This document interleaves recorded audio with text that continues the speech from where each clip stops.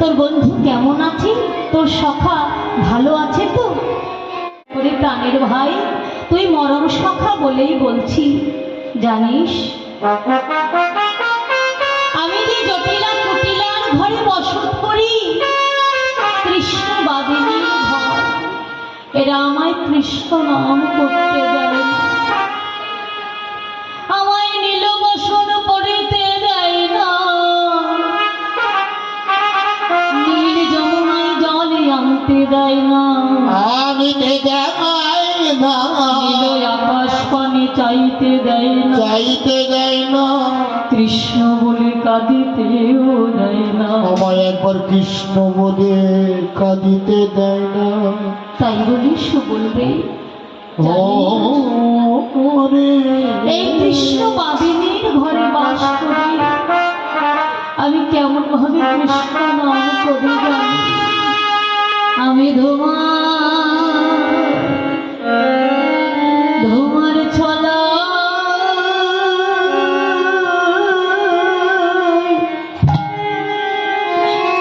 ছলায় বসে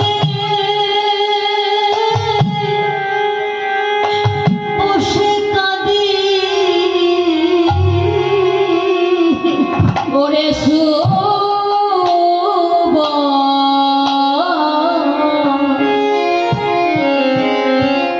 আমি ধোঁয়ার চালা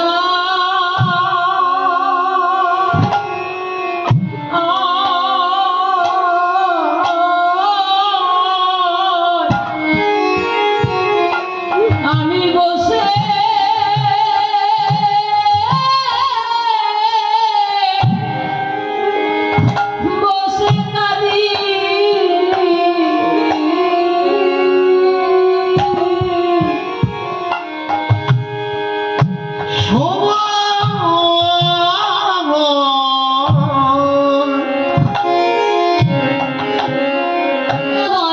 আশা পূর্ণ হবে গো,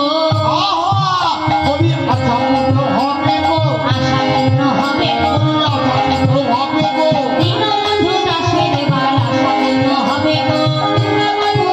বলি এখন আমি যাই চলে, এখন আমি যাই চলে, আশা পূর্ণ হবে গো, আর কোটিতে বাঁধিল ধরে যতন করিয়া, আর কোটি কানে কানে ধরে যতন করিয়া, পরের কঙ্কন দিল সুবলের হাতে, পরের কঙ্কন দিল সুবলের হাতে, আহারে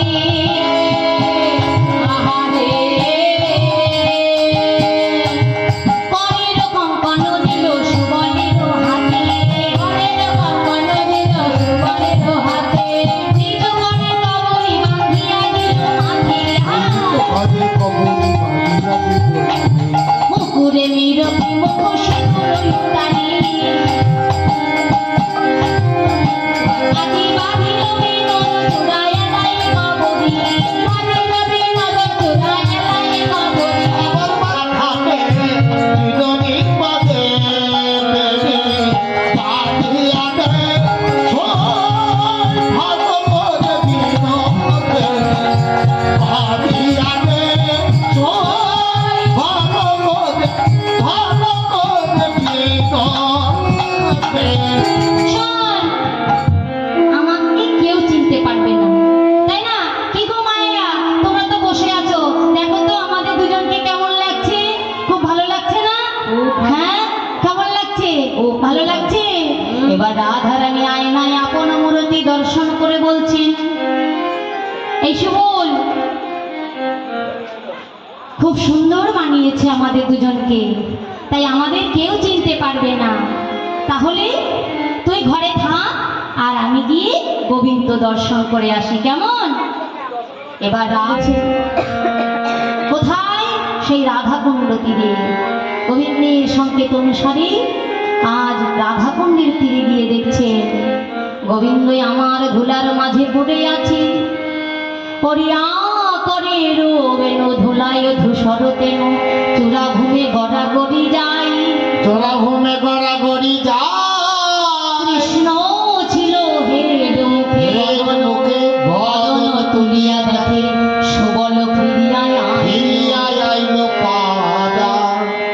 গোবিন্দ আমার হেড মুখে ছিল, তো যখন বদনখানি তুলে দেখছি সুবল এসে দাঁড়িয়েছে, কিন্তু প্রেমময়ী রাধারানীকে দেখতে পাচ্ছে না। তাই গোবিন্দ আমার বলছে, সুবল কহ তো বচন, যে লাগি পাঠাইল তোরে কহ তো কারণ।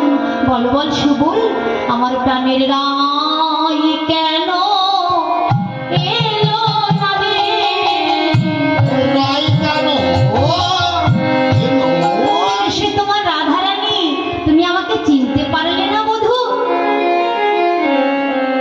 তাই সুবল রূপী রাধারানী বলছেন, ও গোড়াই আপন বধূ পাইয়া কহে ভঙ্গি করি, আপন বধূ পাইয়া কহে ভঙ্গি করি, রায় আপন বধূ পাইয়া কহে ভঙ্গি করি, ও কহে ভঙ্গি করি, রায় আপন বধূ পাইয়া কহে ভঙ্গি করি, ও কহে ভঙ্গি করি। আর যাইতে না দিলাম আমি জটিলা রূপে, যাইতে না দিলাম আমি হীরা রতনে। আমি যাইতে না দিলাম আমি জটিলা রূপে, যাইতে না দিলাম আমি জটিলা রূপে। আর ভাবিয়া গেলাম আমি চন্দ্রার ভবনে, আর ভাবিয়া গেলাম আমি চন্দ্রার ভবনে, ভাবিয়া গেলাম আমি চন্দ্রার ভবনে, আর ভাবিয়া গেলাম আমি চন্দ্রার ভবনে। তাহারে কহিলাম আমি সব বিবরণে, তাহারে কহিলাম আমি সব বিবরণে। আজ্ঞা হইতে আনতে পারি সে তো প্রিয়সী, আজ্ঞা হইতে আনতে পারি সে প্রিয়সী। আর আজ্ঞা করো আমি জানো হে গেল শশী, আজ্ঞা করো হে গেল শশী।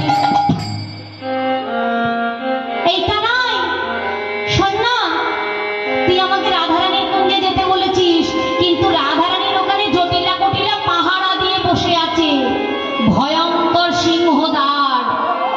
আমি কেমন করে যাব বল? ওই জটিলা কুটিলাকে দেখে ভয়ে আমি পালিয়ে এসেছি। আর পালিয়ে এসে আমি কি ভেবেছি জানিস? ওই চন্দ্রাবলীও তো তোকে ভালোবাসি, তাই আমি চন্দ্রাবলীর কাছে গিয়েছিলাম। চন্দ্রাবলীর কাছে গিয়ে আমি বললাম, তুমি মদনে কাতর হয়েছ।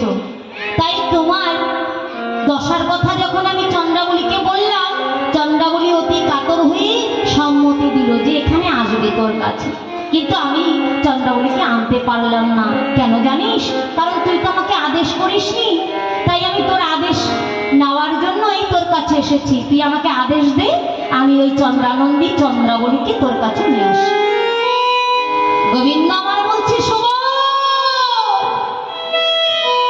সুবল রে, ওরে আমার এখন জল পিপাসা পেয়েছে, তুই যদি আমাকে খানিকটা আগুন এনে দিস তাহলে কি আমার জল পিপাসা মিটবে? আমার জল পিপাসা মিটবে না, বরং জল পিপাসা বেড়ে যাবে। তাই বলছি, ওরে সুবল, আমি যখন রাধা দর্শন পেলাম না, পেলাম